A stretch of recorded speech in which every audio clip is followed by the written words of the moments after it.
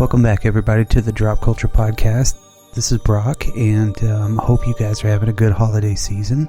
Again, this week, what we're going to do is revisit one of our older podcasts, and this one is about Black Angel. So it was a fun one that we did. This short film was only really aired before Empire Strikes Back, and it kind of was lost in time, but whenever we first watched it, it was just an amazing movie. So this is one of my favorite ones. So sit back, relax, and enjoy the show.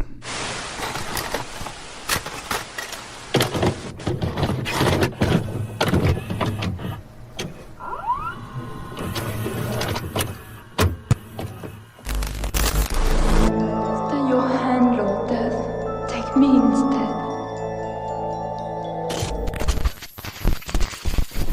Who are you? What makes you want to die, child? I am bound to the Black Angel. Wait! Who are you? Where's the maiden? Where's the maiden? You will not see her alive again. Where is she? She's bound as a servant to the Black Angel. Who is this Black Knight, old man? Lead me to him. We'll see how strong he is.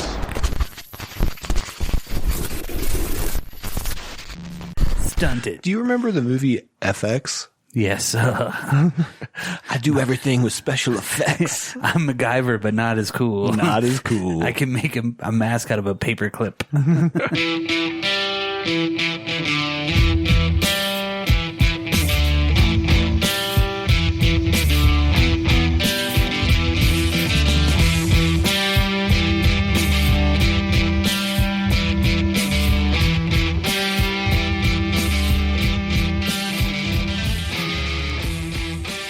Hey everybody, welcome to the Dropped Culture Podcast. We're about to hit it with the Black Angel little minis movie. What did you call this? Short. A theatrical short. Yes. Yes. Well, it's longer than a cartoon. Yes. But as long as an episode. Right, which is interesting. It's only 25 minutes roughly, give or take, and all that kind of stuff. But it has a really cool backstory and kind of an interesting tale of what happened with this. How did you find it, Mitch? So I was on Reddit and somebody posted, hey, this has finally been discovered after years and multiple decades of being lost. And so it was just something where I was like, huh, that's interesting. And I clicked on it. It was YouTube. I was like, well, that's cool. So it's accessible just by going to YouTube as well. Yeah, anybody can find it. And then when I was on there, I just started watching it and I was like, maybe I heard the little speech at the beginning. Yeah. And he actually tells a little bit of the lore that we'll dive into. Yeah. And after that, when the movie started, I just watched like 5 minutes of it and I was like, I gotta show the guys this. Yeah. And this is like right up our alley. Yeah. It's a totally like undiscovered, but yet kind of lost. For a while. Yeah, it was lost for 34 years. Yeah. And they found a print of it in Los Angeles in Burbank or something crazy like that. Yeah, Universal Studios Yeah. Archives, 2011. Which is crazy. you know? Yeah. So considering it was filmed in 1980. Yeah. Yeah. Or released in 1980. Well, Yeah. I think it was 79. It was released in 1980. It was supposed to be a package deal between Empire Strikes Back. Yeah, so Lucas, And- basically was looking for a film to show in front of Empire Strikes Back. And I believe it was England, Australia, and Norway, or I don't remember the third country offhand. Yeah. Honestly, it's Roger Christian, and he had a lot to do on the set design, is it set design? Yeah, he was the set director for Star art Wars. director, yeah. And so he had a lot of ins with that kind of crowd, and that's how he got to know George Lucas. Well, they were friends. Yeah. Exactly. Yeah. And he gave him the script or something like that, and he greenlit it as soon as he saw it. Right. Like Yeah, after how he got done amazing is reading that? it. Yeah. No, I mean, not a huge budget, but it was No, back in the no. day when 25,000 euros, right? 25,000 pounds. Pounds. Pounds. Yeah, I said euros. Yeah. Like there was euros back then. Sorry. I'm so uncultured. I'm like, yeah. Yeah. Fucking euros. So that's like nothing, really, in terms of budget. Yeah. But yeah, in terms of making a movie, absolutely. didn't Roger Christian say something like he had a full script, like a full feature length, and he cut what he thought. He kept in the good parts that he thought would go well with it. Yes, you can kind of tell some stuff has been edited out for sure. Yeah. Well, for sure. And I think just in story, not in filming necessarily. No. You know, it's just like we're going to skip over these parts to make the story. And it makes sense that George Lucas, of all people, would love this because he's big into myth himself. Yeah. I mean, that's why, if you look at Star Wars, I mean, it's based off how many myths, you know, from before. Yeah. What was the book that he based most of that stuff off of? It was like The Hero with 1,000 Faces. Really? Yeah. He kind of took that book and he went through all the lore of what heroes were and he put it together. But then he was also a samurai movie fanatic. Sure. So there was a movie. It's called. It was a famous samurai movie that had Toshiro Mifune in it, and basically it was like The Hidden Fortress is what it's called. So it's basically the same story, you know, kind of in a loose sense way.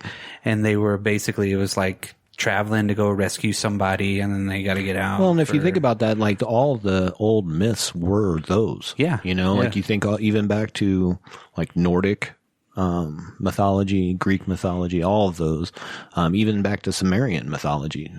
All of that was just heroes, you know? And everything was, I've got to go do this to do that, save this person or save that or whatever. I never knew George Lucas like did a lot of that kind of stuff. I thought it was, and everybody has their inspiration, I guess. So everything's kind of off of something else or grown from that. Well, you put Flash Gordon, which major influence on him. Sure. You know, Flash Gordon serials.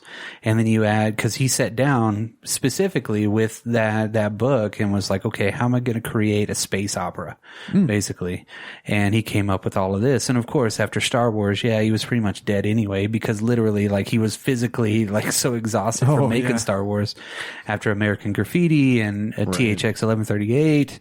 Star Wars was his third picture, but he had a lot of influence by the time he hit Empire. And now to have this guy that he had worked with, he could just basically be like, here you go, let's do it. Yeah. You know, he took a crew of what, 9 people? 9 people, 2 horses, and like 2 trained horses. And they are. Like, that horse follows like a dog. Yeah, like 2 dudes, and like they were in Scotland, right? Yeah. So Scotland? what was really cool about this, and I don't know if we're going to dive into that yet, but man, this was the first time that any of those places had been filmed. Yep. Put to cinema. Yeah. So it was just amazing, and you can even now, like the landscapes are awesome. Oh my God, yeah. Everything is beautiful. Like, I mean, he didn't really have to do a lot of set decoration or art direction, right? In a way, I mean, he did. Parts. I mean, he was an art director, so he knew what to look for. But as far as like actually doing set stuff, you're absolutely right. There's only one section of that I really think of where there's like real set involved. Yeah, something. Yeah. The rest of it is all natural, right? Which looks really cool. A lot of the wide shots, the way that he did kind of take into account making the scenery a character was really cool. Exactly. You know, along with the other characters, even there was no arbitrary characters really in the movie.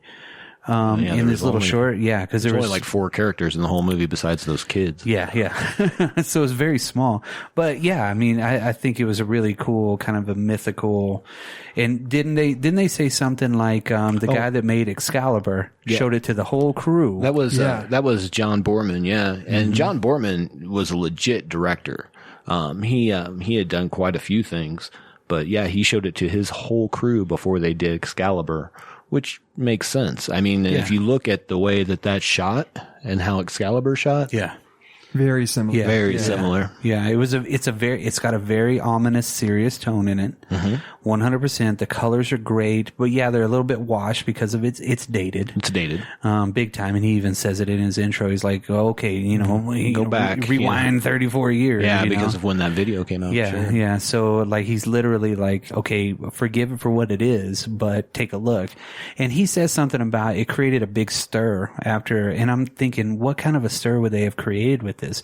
Because it fit into like right before all these myths and legends movies were starting to get really, really super like prominent. Legend and all that. Yeah. So they were all happening at the same time, but this one was one of those. It was like almost like a blueprint, right? Kind of a movie, which was really cool. Well, I mean, the stir. I mean, was it labeled in 1980s? Like, because I didn't know this or look into this or anything, but was it labeled like, hey, you're also going to be watching this before the movie? So yes, Yeah, when they would have, you, yeah. you did a 2 for Double feature. basically. It was a short, Right. so it wasn't a full film.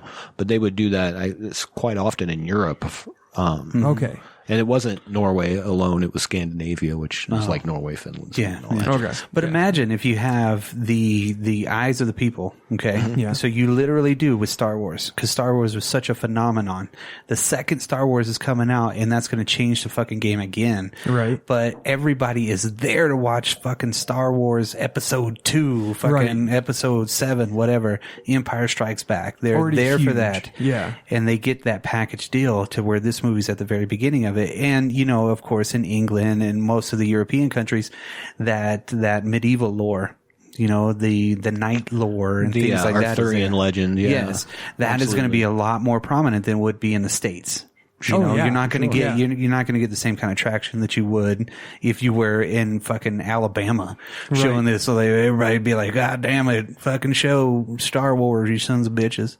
I think that it was a very opportune time for this movie to actually be released, which sucks because it was lost for You're right. for a long time too. Well, yeah. It was after the place shut down, I believe, and then they just lost it. And what are the odds that Universal finds it? Yeah, in 2011. Yeah, Yeah, they they definitely found did it. not steal it. Yeah.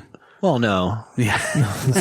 Dart's eyes. Well, back the and forth. original negative was lost. Yes, exactly. Yeah. Right. So he didn't think he had anything left of it, Right. Probably a couple posters, And then what they did is they actually released this on Netflix in 2014, Really? and then onto YouTube in 2015. Wow. So that's how long this was gone for all of us, And I say us because not really, because I never even heard of it. Yeah. Right. Never heard of it until like 2 weeks ago. Yeah. Right. And you think you would have because it's something that aired before Star Wars. Yeah. Yeah. Well, It that's was- why it was so important, because Right. they were basically saying how important it was for the Star Wars lore that this was there whenever that came out. Right.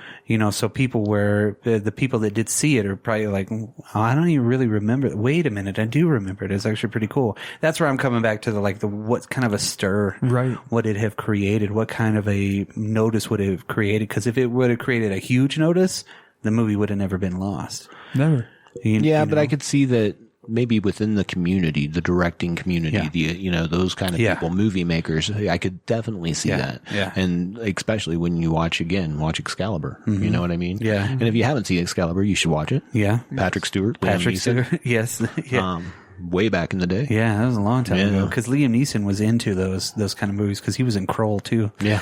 Yeah, he was. Yeah, see, but that was it. That was at that time. That was Yeah. at that time frame to where. But I really think this was kind of before that. So Yeah, I yeah. think maybe that's the stir we're talking about. The direction of things is that we saw those kind of movies come out because of this. Yeah. Because Very well they could filmed be. it in '79. It was Right. released in 1980. Right. On nothing of a budget and had no really. I mean, it did have the Star Wars hype machine behind it, and that's Oh, yeah. where I think most people would remember it overseas compared to us. Right. And this guy's gone on to do all kinds of stuff. I think he has an Oscar for art direction.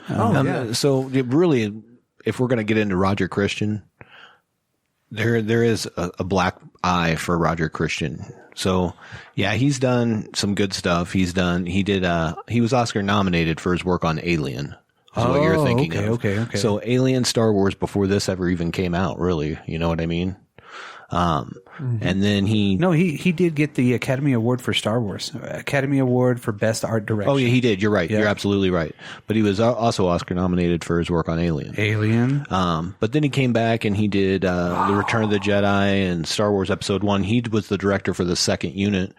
But then he made a little movie called Battlefield Earth in 2000 with John Travolta.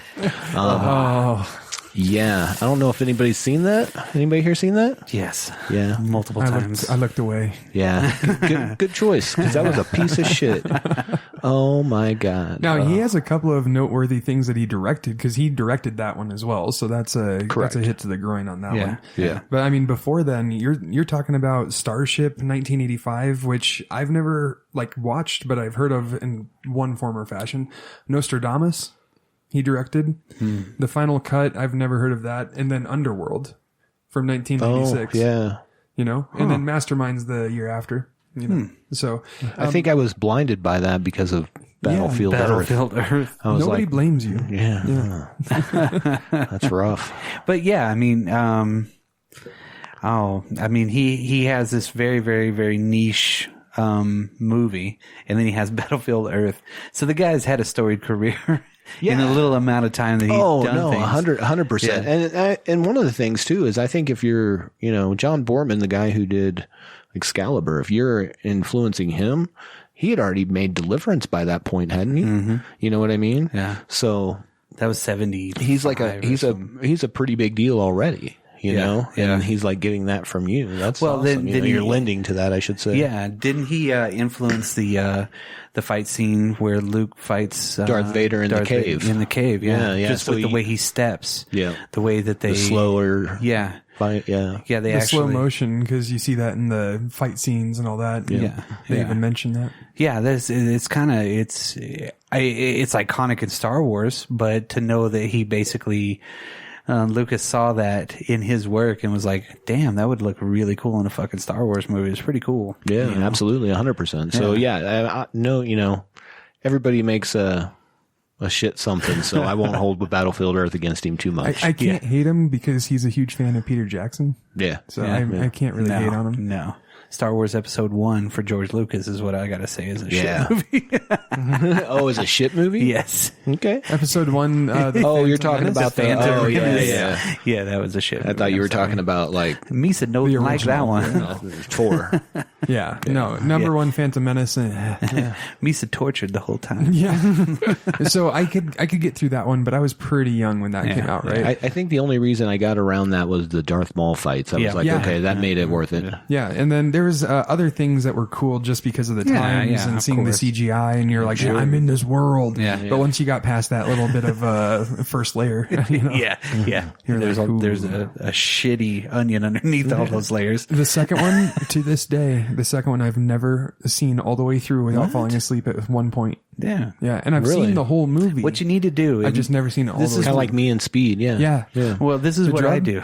The movie. Oh, right. The movie. Yeah. The one with the girl. Just kidding. When I watched that movie, it's set up in different chapters to where you can skip the chapters with, basically, Anakin Skywalker and the other chick. You can skip those and just do the Obi-Wan Kenobi and Jango Fett scenes, and you just skip them, and you watch that movie. That's it. That's the best way to do it. And then they get to the end, and you're like, all right, I caught up. Yeah. But you can get rid of all that fucking bullshit, like fucking floating a pear in the air and shit. You know what I mean? But anyway, back to this movie. Yeah, I mean, they had basically no budget. They had some pretty decent actors in it. There's not really any comedy in it. It's more serious tone. Very. It gives you there's a little bit of comedy in it. And didn't he say something? Yeah, there's a little bit. Yeah. Well, my comedy in it's that stupid helmet he puts on with the giant snake on it. It's pretty badass. That's the worst, dude. That is the worst. Yeah. But you had everything going for you, and then you put that fucking helmet on. I was like, Didn't he say he was influenced by a famous composer? Was it Tchaikovsky? Yeah. So he wanted to get into the mind of things, which is cool. Absolutely. And I can kind of see that. And when we wrap it up, that's kind of where I'll have my theory on what happened. But let's get into this movie. Well, let's talk about the principal actors. Okay. Yes. So we have this will be super quick. Yeah. So we have Tony Vogel. He's your main guy. He's Maddox. Okay. He seems like a main lead. Yeah. However, he has been in a bunch of stuff, but he's never the main guy. Is he? He's been in like Raiders of the Lost Ark. He was like just these bit characters through a bunch, like the Mission Impossible movie. Was he the Nazi that he knocked out? He's the tall man, whatever the hell that means. Huh. You know what I mean? Like that kind of thing where he's just like a little bit part. And I'm sure he's had more prominent parts later on. He was in a lot of TV series. Oh, of course. Yeah. Most guys that have those arbitrary parts do TV forever. But his face is very familiar. I will say that. Like he looks very familiar. Yeah. He was very much of the time, I think. Yeah. Absolutely. With the beard, and he seemed a little bit older, kind of a little bit weathered. Yeah. I really did. Looks like an old Andrew Lincoln. Yeah, kind of. Yeah. I kind of like the way that they all the costumes were fucking excellent. In this All the movie. costs except for that helmet. Yeah. Yeah, it there's only two looks parts real. where I'm like little gaps where I didn't like as much, and so the helmet, obviously, I just thought that was a little over the top. It wasn't really of what I felt the time. Maybe I'm wrong. I don't know, but it doesn't bring that to me. Yeah. And then the part where he falls / jumps into the water, feet first. Yeah. I'm like, you could have made that a little better. He could have fell and it would have been cool, But again, you got he's not a physical actor. It's like, okay, let's try that again. Son of a bitch, you can't do it right. I act Fuck with it. my voice. No, I mean, like, I did see that Christian actually also worked on production design and all that for Life of Brian. Absolutely, which was awesome. And then with the design of this, I kind of felt like it felt a little bit like the Monty Python crew. Yeah. It was the style of the film maybe as well and all that kind of stuff. Tie back to that too is the other actor, the old man. Yeah. John Young was actually in Monty Python and the Holy Grail. No way. He was the historian that was where they cut the scene and it's like now times, but not now times, but the historian. Yeah.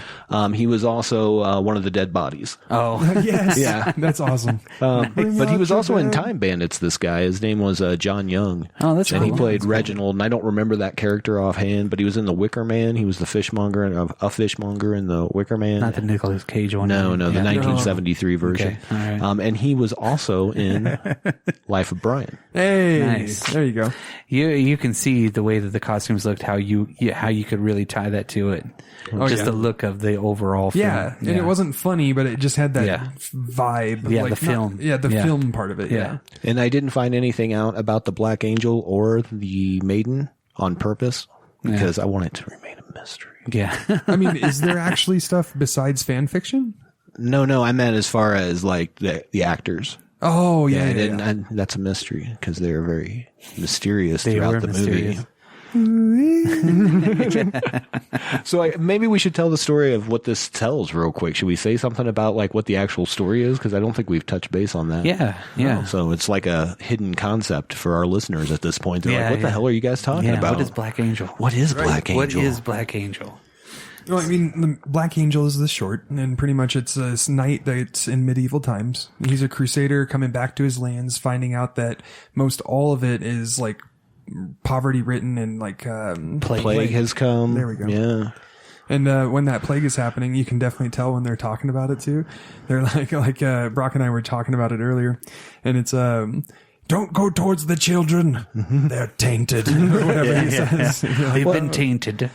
I don't know why I didn't tell him that first, though. Yeah. You know, waited. like, hey, before you go. Well, he was kind of He aggressive. did kind of yell after him, but I mean, I would start with that. Yeah. By the way, there's a plague going on here. Don't touch any people.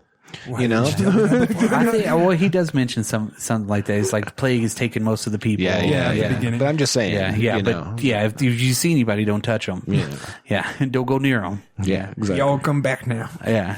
So he's just kind And of. it goes back to like what's his little castle or his keep or whatever it seems like. Which is definitely because of the production budget as well. Like, you know, the buildings are pretty much half buildings. You know? I didn't think that. I actually thought that maybe they were like structures that were left that they just filmed. Yeah, I think they were because they legit, would be, you know, pretty much half standing. Well, I mean, like that. that's what I'm saying, though. They didn't add to it. Oh, it's like yeah, buildings okay. that have been like half collapsed and all this other stuff. Yeah, it's Sure. like old castles and It's shit like supposed to be that. their village. Yeah. Right. Like, well, that's nice. Well, and I think that when we were talking earlier, you know, they didn't do a lot of set direction, obviously. yeah. That would be about the only part where you would see that, especially when he's coming down that little road and there's the, like, Huts. I was thinking the little crosses off the side of the road. yeah. Like, Yeah. people have died, obviously, you know what I mean? that Things little like bit of that. foreshadowing because And things then are falling down. Yeah, and then going into the keep, Yeah. which is a short part of the film. But really, that's the only set direction you really needed. Yeah. You know? I mean, it wouldn't be the worst thing in the world to film this movie, but I think it was because he did what he did with the little bit that he Oh, had. 100%. Yeah. 100%, dude. I'm just saying that's odd. Yeah. You know? I will say this, it's not for everyone. Like, Oh, there's yeah, some people, sure. especially probably a new age, more themed person, you know, is probably not going to like this because it's a lot slower. It's a lot more of that. You got to just let it ride out, listen. I mean, it's a lot slower, but it's only like 27 minutes long. Well, that's what I'm saying. But even then, people want everything to be 3 to 5 minutes. Yeah, that's true. Yeah, That's yeah, true. yeah. But it's worth a watch out. Oh, yeah. They did, a little lost, whatever. I think it was awesome. So, after he finds that out, he swears vengeance after he finds the kids that are with the plague. And Yeah, he's like, the guy's like, don't touch him. And so he doesn't touch him. so and then he where did yells. this come from? Did you notice he was like, how dare you tell me that? Don't touch these children. And then he rides off and he's like, come back. Yeah. Like, I will find them. And then he's off to find, and so it sounded like Roger? there was the plague, and then there was like, sounded like there was the plague, and then some like marauders or thieves as Something, well. Something, yeah. And so he's after those folks and rides off on his white horse. Yeah. One of two. Yes. Yeah. One of two white horses.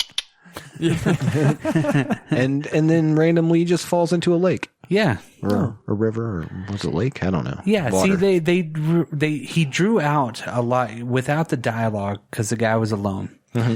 They drew out the scenes to where he was riding a lot, which was really cool, and that's where it kind of goes into that to where the scenery was the character in it as well. Yeah, and you do get like a passage of time feeling. Yeah, you know? yeah, like he's been riding for a little bit. He's been kind of out there, and he goes to that fucking badass lake, big ass tree roots and shit. Yeah. He's like, I'm gonna wash my boots off. Whoops.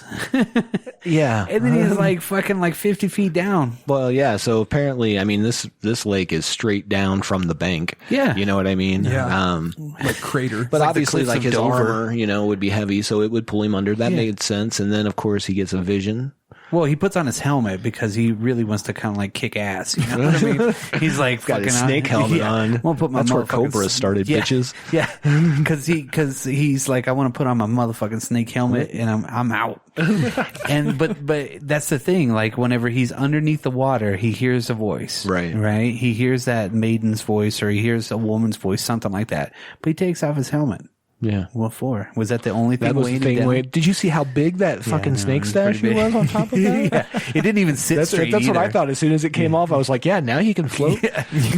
All that chainmail is not keeping him down Not anymore. at all. It's just that fucking 20-pound helmet. And but it's weird because he comes out and he sees the woman in white. You know? I think basically says take her instead of him when he's underwater. Yeah. Basically, he's seeing like a little bit of foreshadowing at that point. Yeah. God damn, what is this, World War I? You're a fucking biplane out there.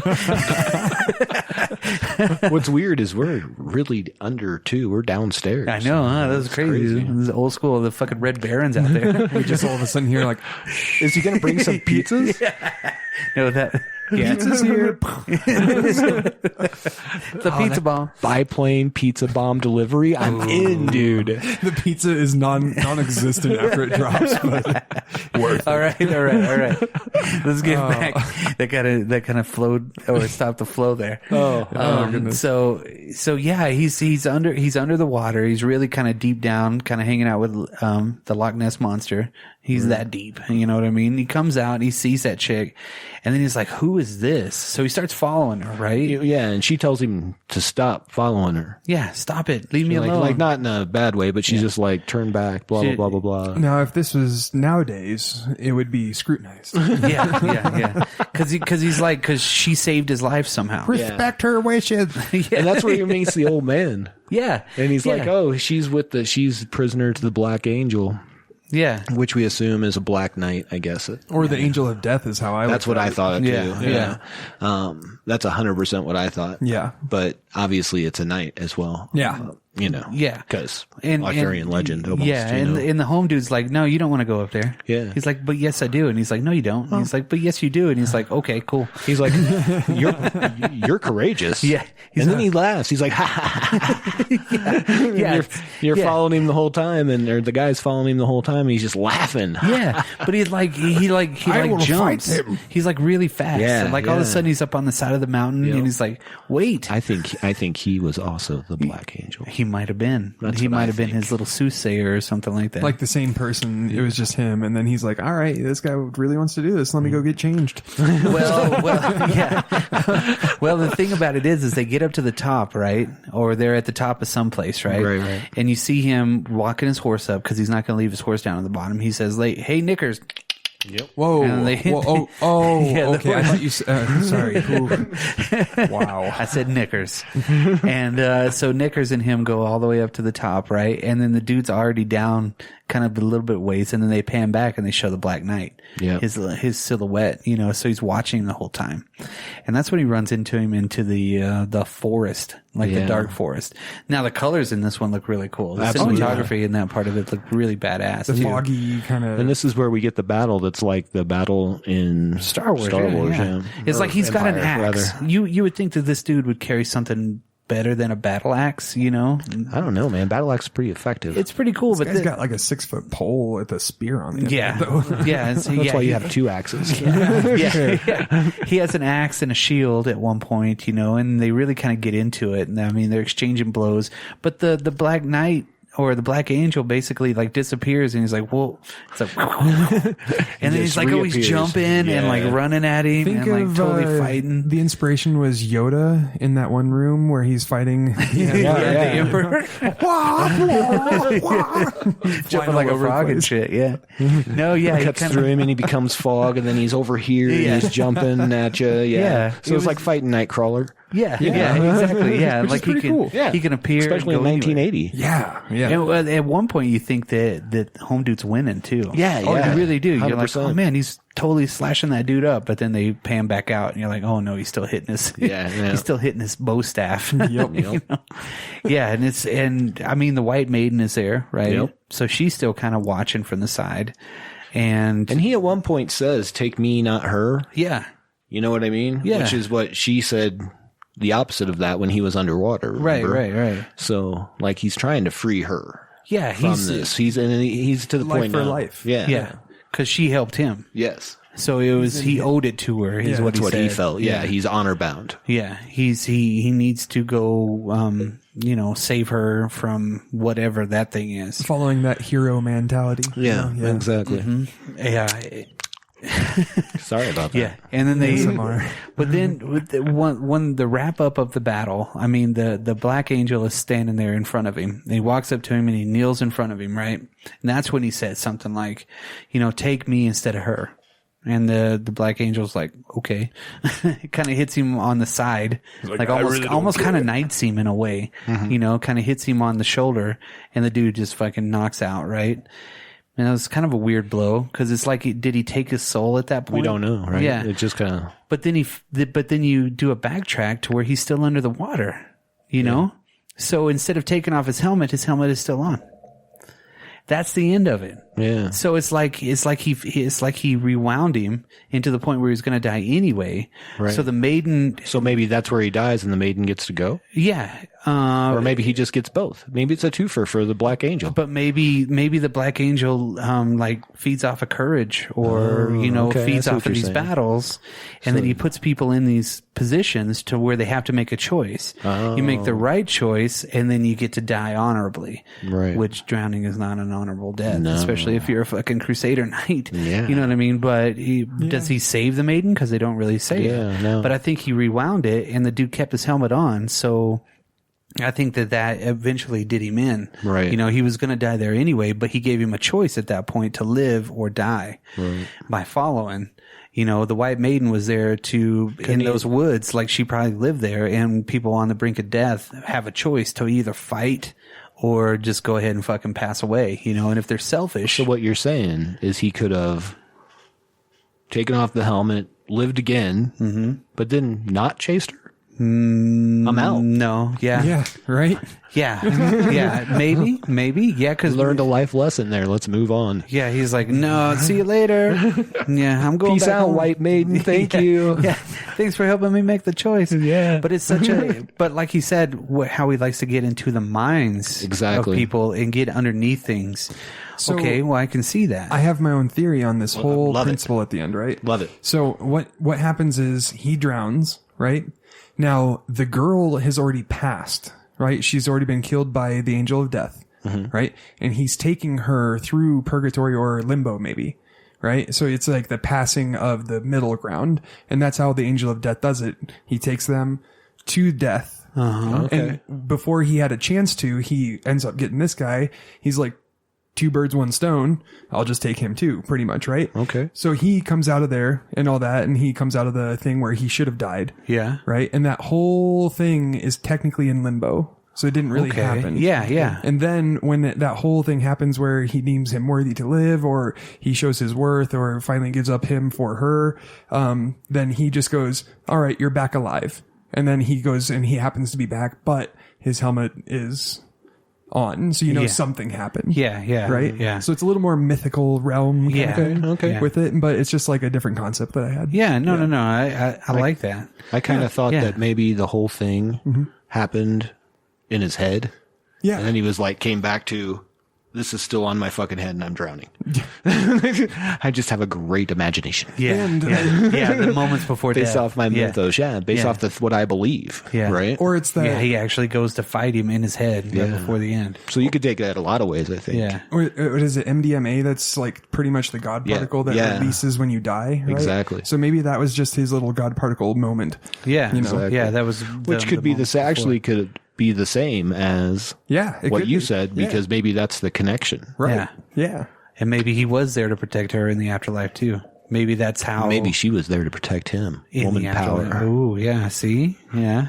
Or he was so honorable, they both live. Yeah. Or, yeah. Yeah. But I think you could go. I mean, obviously, it leaves a lot to interpretation. Yeah. As the way it ends. But I thought this was awesome for 27 minutes of something to watch, and it's got some, Star Wars or Empire Strikes Back lore, Yeah. built into it, and for it to be lost for as long as it was kind of interesting. Hearing that guy talk about it at the beginning really sets the tone for Yeah, it perfectly. for sure. And I'll throw a link to that in our Yeah. description, Yeah. so you Perfect. guys can watch it, and that'll definitely be the one with the commentary. Yes. Yeah. And no worries, guys. Again, it's 30 minutes long. Yeah. 30 minutes. Yeah. Well, I mean, With without the that- commentary, It's 27. 25 minutes. 25, yeah. 2 minutes Okay, of so you get intro. 5 minutes of commentary at the beginning. It's not like going to Exactly. kill you. Yeah. You That really was- got to you really do have to sit there and you want to pay attention. Like Yeah. I played it for my family, and most everybody drowned into their phones. Right. As soon as it started. But then I was like, well, fuck it. It's only 25 minutes. You know, not everybody's going to, like it.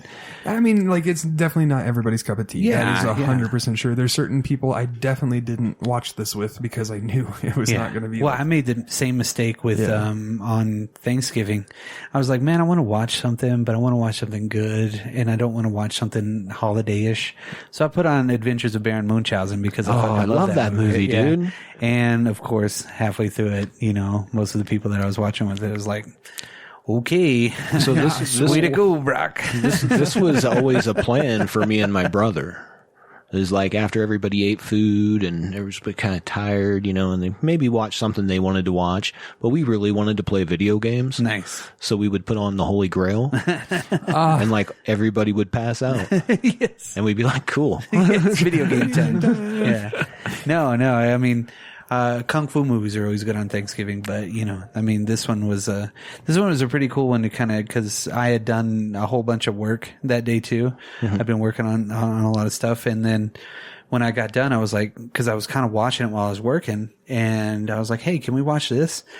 And everybody just was like, I guess. it's Thanksgiving. Yeah, I guess, Brock, you're going to pick some shit. But it was, enjoyable for the 25 minutes that you get to watch it. I agree. I think and I've it's watched it a few times this Yeah. week.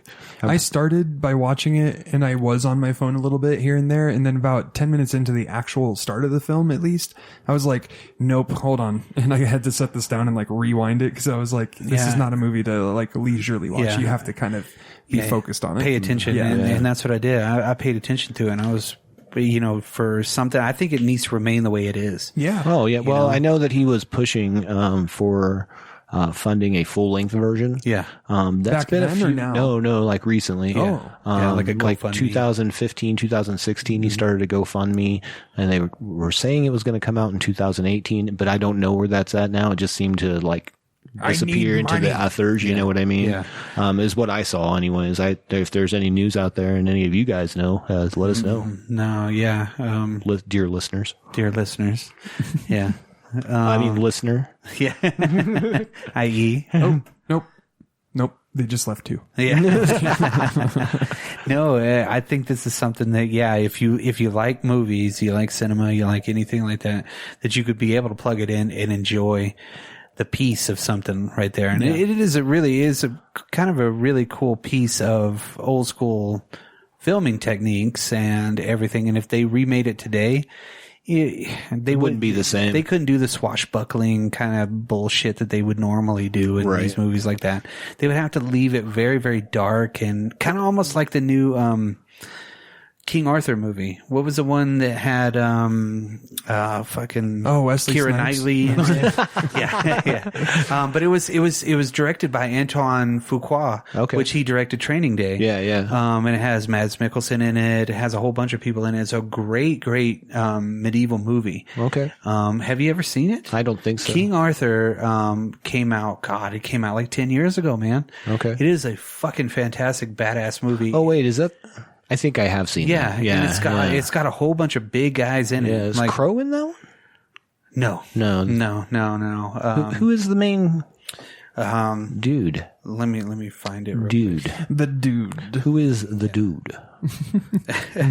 No, this is also a testament to the movie being an underdog, right? Being an influencer, even if you're a 25-minute short film. Yeah. Because it had influences. And you were lost for 34 years. Yeah. On this movie, the Empire Strikes Back, like all this kind of stuff, they took things from it. And that's how influenced they were by it. And it's I would equate this, if you enjoy the movie Excalibur, you'll enjoy this because it's the same kind of tone, that darker tone, slow paced a little bit. Yeah, absolutely. I think Excalibur's that way. I mean, it's got some moments, you know what I mean? But at the same time, there is a lot of that pacing is similar, in my opinion. Yeah, King Arthur's got Clive Owen in it. Clive Owen. Oh, that, that Ian Gruffudd dude.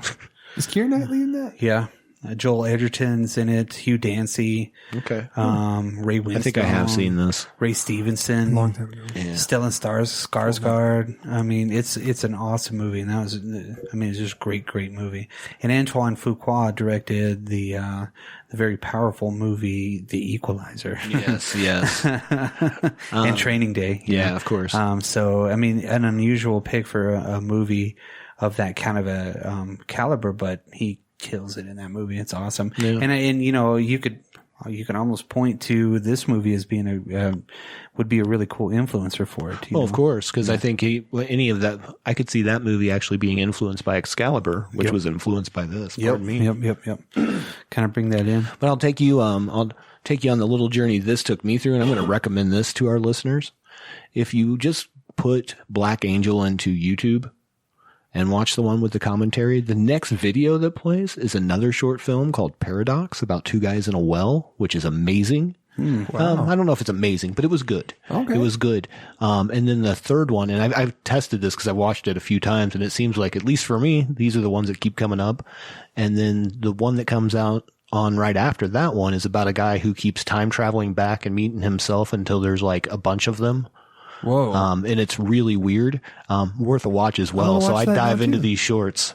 There's some cool shorts on YouTube. So I want to watch that now. Yeah. I don't think I let it autoplay, or I have it turned off or something, but I mean, I want to watch that. So I fell down that hole for a while. I watched like 4 or 5 shorts, and I mean, that was a significant amount of time. I was like, whoa, but I watched a lot of content that I will time, say, so we did walk in, and it was playing the Black Angel through the projector and everything. Yeah. And then we walked out and came back in, and we were like, what? It was playing some weird sound effect YouTube movie. It's weird. He was talking about the sound effect, but it probably went through those 2 shorts by then. Yeah, maybe. Yeah, it was different. Yeah. Well, I guess to wrap it up, I mean, this is just really like I don't know. It's like a really cool, like, sorry, I didn't mean to make that bang sound. Bang, bang. I was like, hey, you found a new trick. Yeah. Nice You sound can effect. annoy all the listeners. Yeah. No, I was kidding. Well, I definitely think this is a piece of drop culture, so it fit our name well. I thought of what you we guys. do well. Yeah. No, I mean, we're not all about, cheesy horror movies and everything else. We're about the things that you might have missed. Absolutely. The little bitty things underneath the other things that you know. Absolutely. We're in the cracks there. We're going to shine it up. Yeah, gonna shine it up, cram it in your ear holes. In the shadows. There's just a lot of things that we like to talk about, and this is a really cool, unusual thing, and hopefully, you guys out there will kind of go to YouTube, Check it out. Yeah. check it out, And and I'll say even, I've been a Star Wars fan since I was a kid. Not like hardcore as some folks, don't get me wrong, yeah. but I had no idea about this at all. So I feel like this will probably be a lot of people that don't really know anything about this. So I hope that I do hope we help shine a light on it. yeah. And even if it's not your cup of tea, if you do end up watching it, it's only 25 minings, and you can at least appreciate. Yeah, appreciate you'll see that absolutely. style. the look. The Well, and style. you'll see those things that were taken for other movies that we've talked about. And for sure. even just the beginning part kind of leads into it, so it kind of makes it feel like you're watching something of history. Yeah, absolutely. Very cool. Yeah. But All on right. that I note, think that's what we got for Black Angel. Yes, awesome. Well, from the Drop Culture Podcast Studios in Manitou Springs, Colorado, I'm Brock. I'm Dan. I'm Fick Mitchell. No, I'm just kidding. Have a good night, everybody.